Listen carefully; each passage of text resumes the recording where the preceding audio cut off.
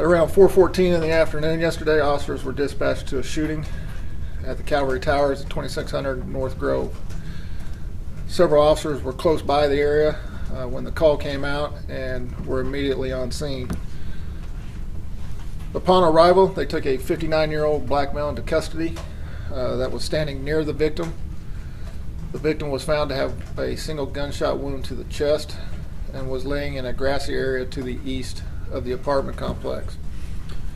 The victim was pronounced on scene at approximately 4:48 hours. The victim has been identified as a 55-year-old male, Guilford, Gilford, Carter, Carter.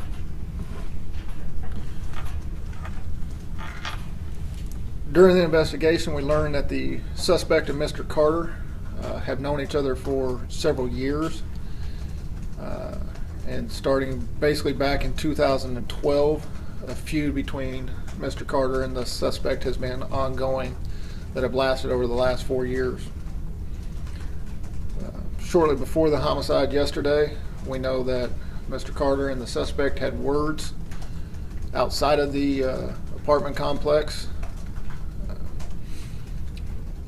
There was no physical confrontation at that time, but we do know words were exchanged. The suspect and Mr. Carter will basically walk away from each other, and both will end up in their different apartments at the apartment complex for a short time. The victim will actually leave his apartment a few minutes later and go downstairs, and he will be carrying a golf club. The suspect will learn that Mr. Carter is downstairs. He will learn that he also has a golf club, and will basically go down armed with a gun to confront Mr. Carter. When the confrontation occurred, that is when the shot was fired. Mr. Carter will then basically run through the parking lot to the east where he was found. Late last night, the suspect was booked into the Sedgwick County Jail for second-degree murder. Any questions? Any idea what the confrontation, the ongoing feud centered around?